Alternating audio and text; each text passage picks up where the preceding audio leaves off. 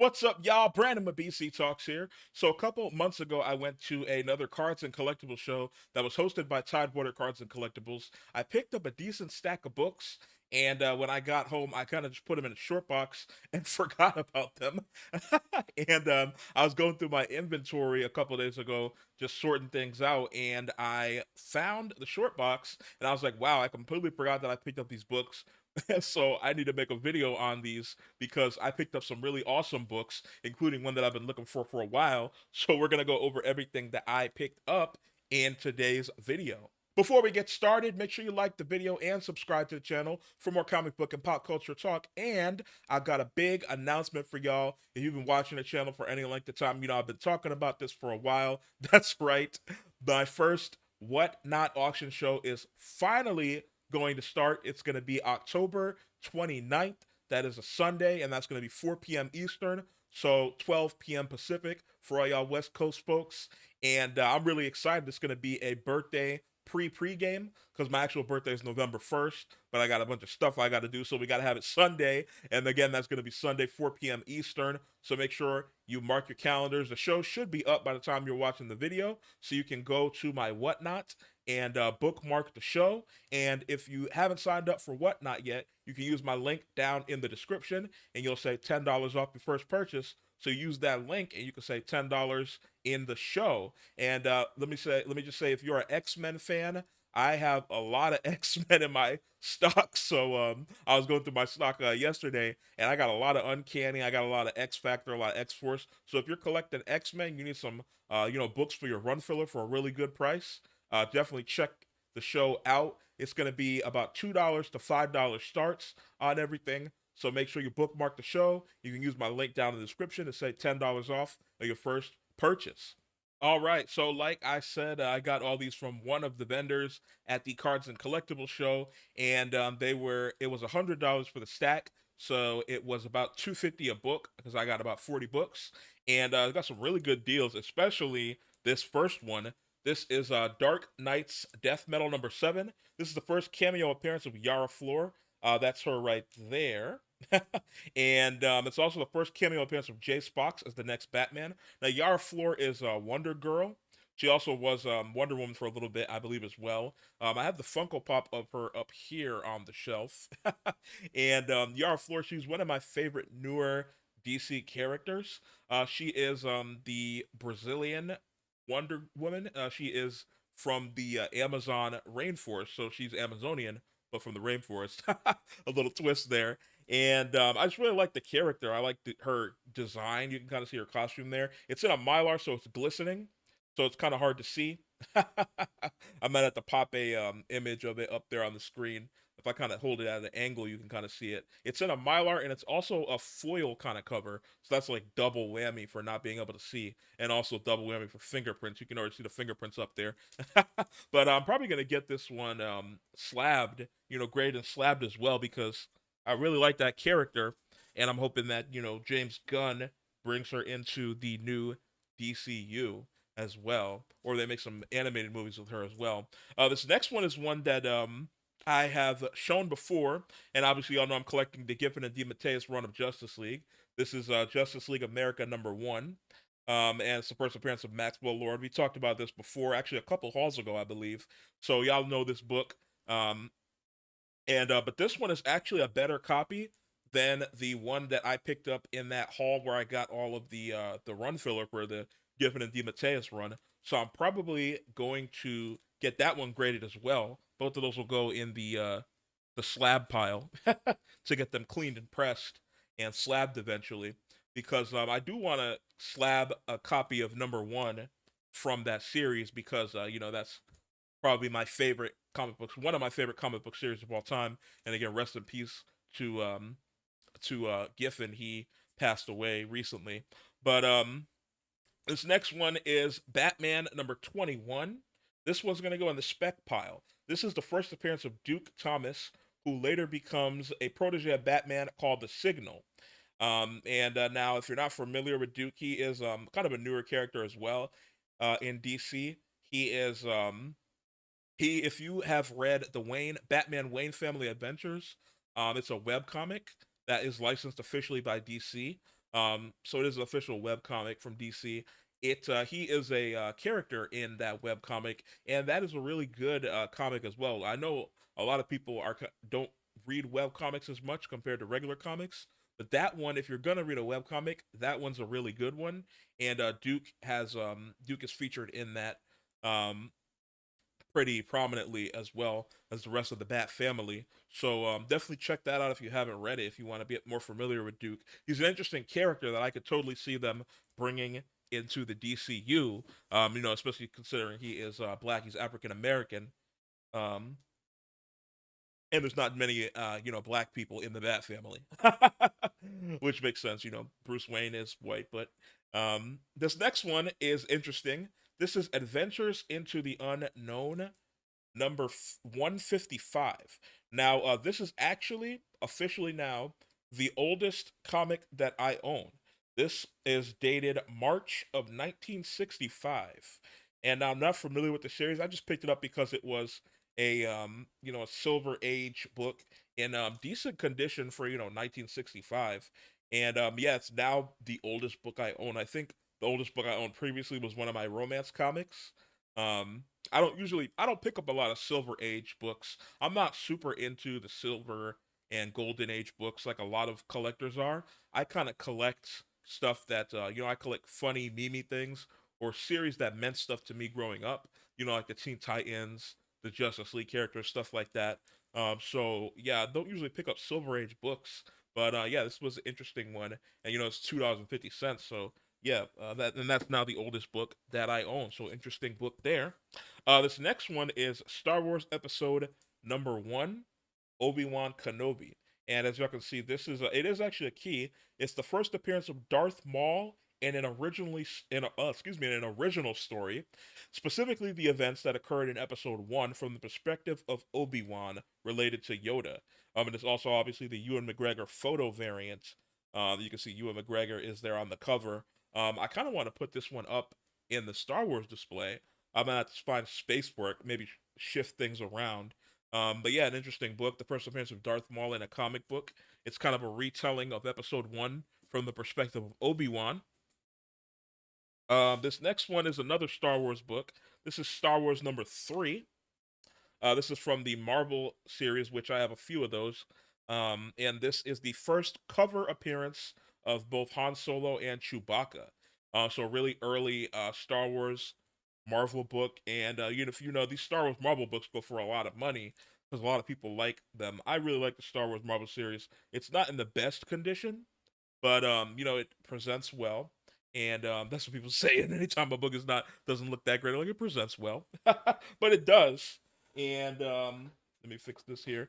And I'm a big fan of the Star Wars Marvel series, so that's a cool one to add. Speaking of the Star Wars Marvel series, this is Star Wars Annual number 2.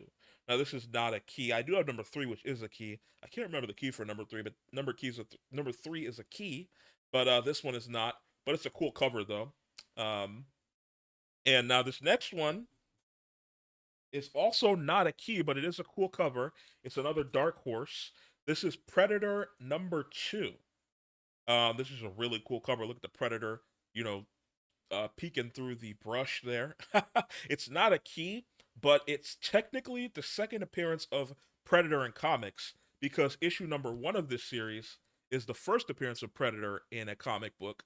So this is the second appearance of him, but it's not listed as a key or the second appearance, which is interesting. It's interesting what they choose to list as second appearances and as not, because there's some characters like Batman probably has fourth, fifth, sixth appearance, but some characters they don't get that treatment. Like Predator, it only has the first appearance, and then some other keys. They don't list the second appearance, but that's technically the second appearance of Predator in a comic, so it is kind of a key. And then we have next up, we've got some variant covers. This is Mary Jane and Black Cat Beyond number 1.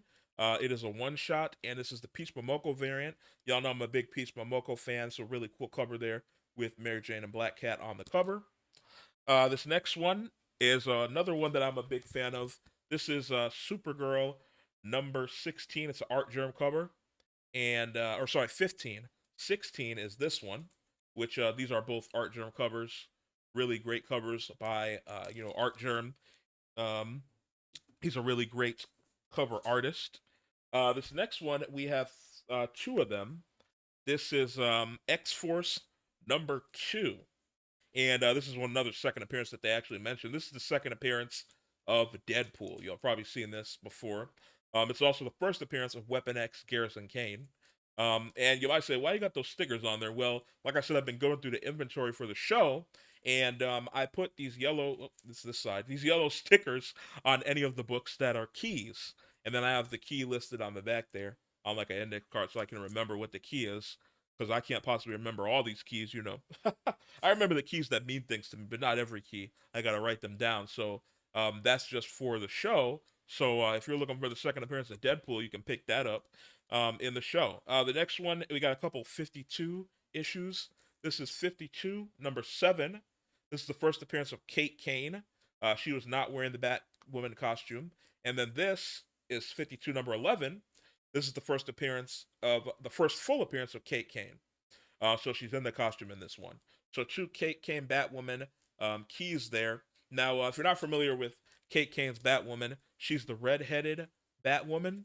Um, and she was there was an animated series. I talked about this before on the channel. There was an animated show that came out called Catwoman Hunted. It came out last year, and it was really good. It was kind of like anime style. So if you're into, but it wasn't anime because it wasn't Japanese.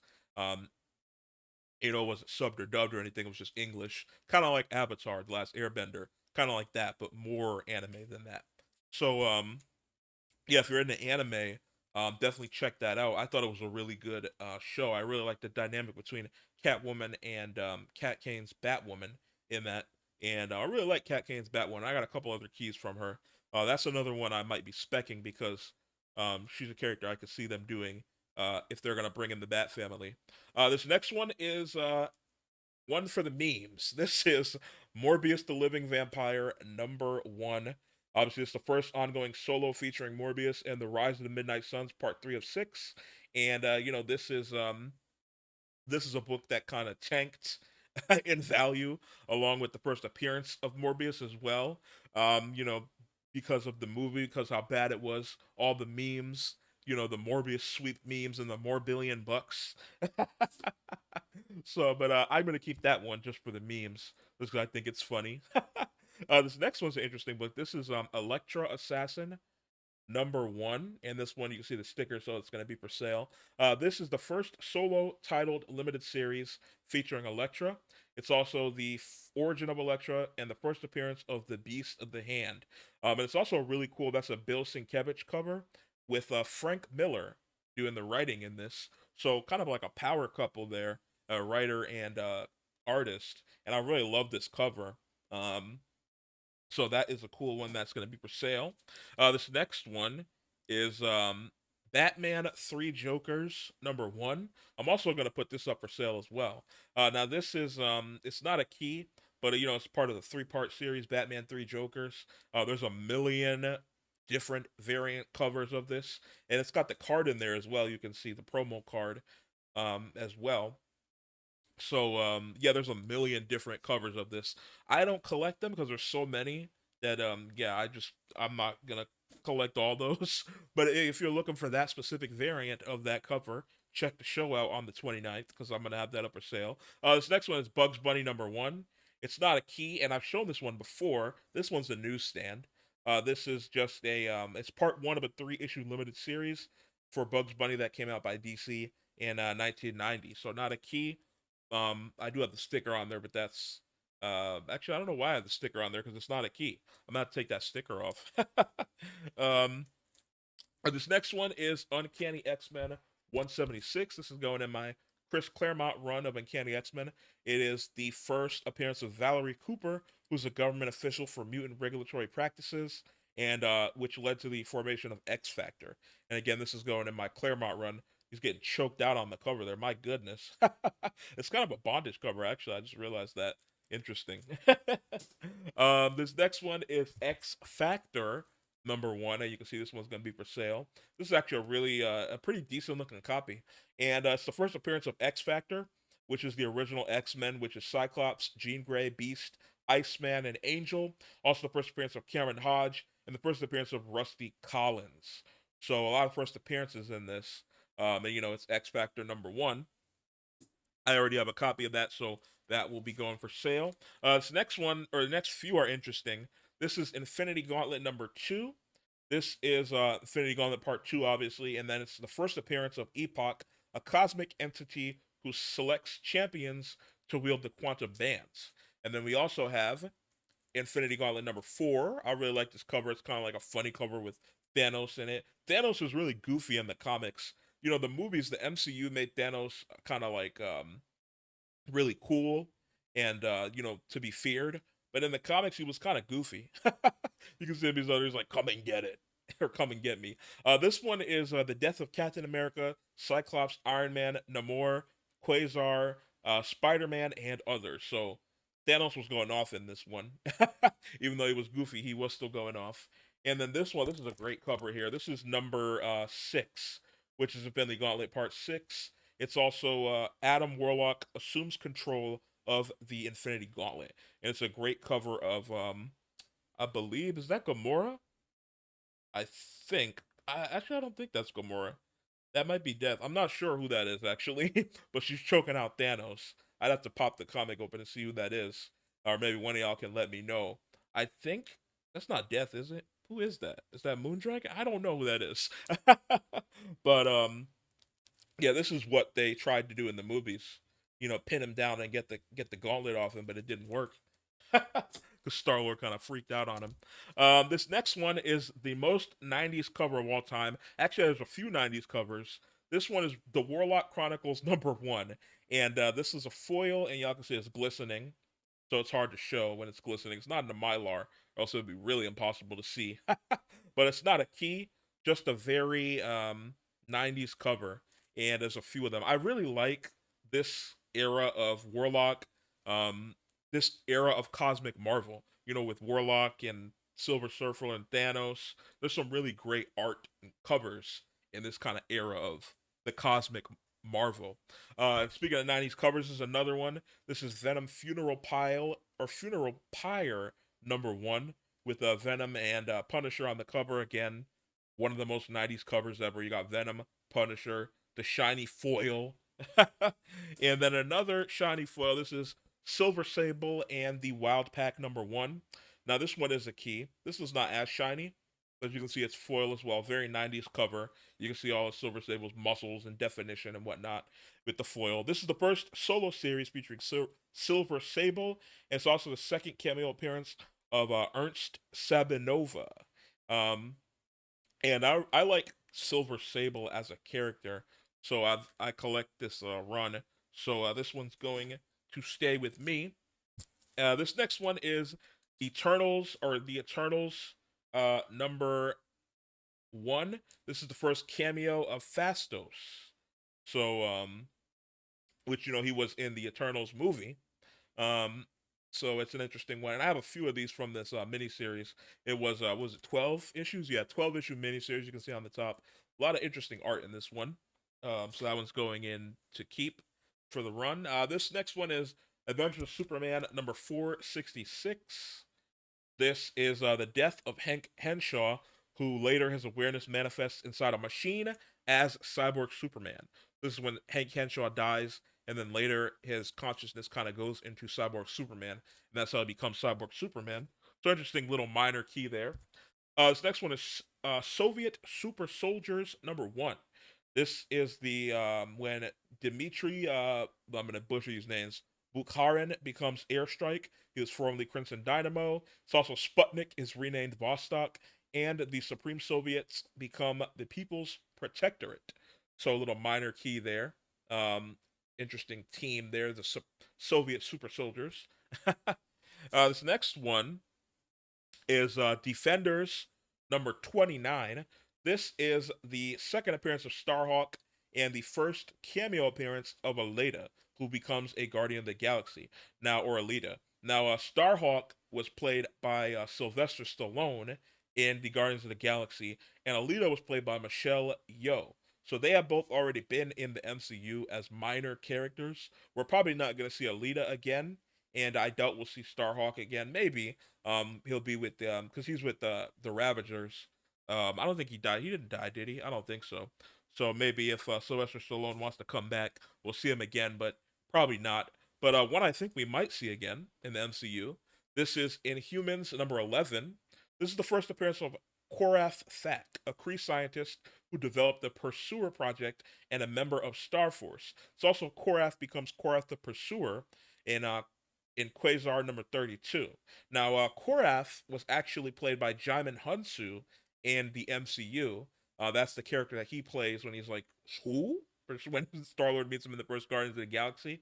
That's Korath. And, I could see them doing Star Force in the MCU. And I also could see Jaimin Hunsu coming back because he's a really great actor. So this is one that I'm going to keep for spec. Even though we've already seen that character in the MCU, I think they might want to do a little bit more with Jaimin Hunsu as an actor, especially with Captain Marvel, becoming a more prominent character. He's kind of related to Captain Marvel as he's Kree. So we'll see if Jaimin Hunsu kind of has a bigger role. I think he might be in the most recent Captain Marvel movie that's coming out. I'm not sure. But this next one is the Marvel Legends reprint of Uncanny X-Men 201. So this is a 2005 reprint of the first appearance of Nathan Summers as a baby, which Nathan Summers is Cable. So this is the first appearance of Cable as a baby, but it's a reprint from 2005. This next one is The Last Starfighter number 1. It's not a key, but I think I'm going to keep this and start collecting the Marvel movie adaptations because I have a few of them already. As y'all can see up there, I have or let me put up there. I have the Return of the Jedi, and then also or not Return of the Jedi. What is it? Empire Strikes Back, and then Return of the Jedi the series. And there's a few of these, like they did Indiana Jones, they did Dune, which I really want the Dune ones. I've been looking for those in the wild. I'm hoping I come upon those. They did a few movies, a lot of movies Marvel did, kind of like retellings of them in limited series. So I think I'm gonna keep this, and that might be a new collection I start up because I already do have a few of them.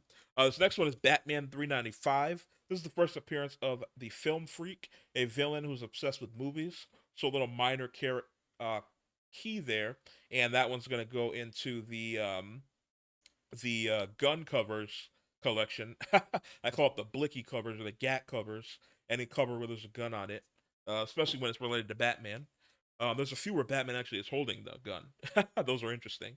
So next one is Jack of Hearts number 1. It's not a key, but it's a cool cover of Jack of Hearts, and that one's got a little bit of value to it. This next one is She-Hulk number 54. That's a Ooga cover, and also it does a key. It's the key though is cover art by Tom Morgan, so it's not really a super huge key, just a really cool cover. Um, this next one is Prince Valiant in the Days of King Arthur. Um, and this is R-08. The numbering on these is weird. As you can see on the bottom, it's got a appearance by Flash Gordon on there. And you can see there those boxes I saw are not supposed to be there. Somebody drew those on, so unfortunately it's got a little drawing on the cover. But it's an interesting book. And then this last one is this is just I thought originally that it was King in Black number 1, but then I looked at it and it's actually a Marvel October preview. This is a preview of King in Black number 1. So this is which King in Black number 1 is the Battle of Null versus the Marvel Universe, and so it also has a cameo of Elektra as Daredevil. So it's got a 7-page preview of King in Black number 1. I was kind of upset that it wasn't actually King in Black number 1. I should have been able to tell from the thickness, but I guess when I was looking through the box, I kind of just grabbed it real fast because there was a few other people there, so I kind of just grabbed it real fast and didn't really look at it. But yeah, it's a preview, not the actual King in Black number 1. So that's everything that I picked up at the Cards and Collectibles Show. Let me know down in the comments what your favorite book that I picked up was, and make sure that you go to my whatnot and bookmark the show. make sure you use my link down in the description. If you have not signed up already, you'll save $10 off your first purchase. So you can use that in the upcoming show, which again is going to be Sunday, the 29th at 4 p.m. Eastern or 12 p.m. Pacific. Make sure you bookmark the show and stay tuned for more hauls. And I will see y'all another day.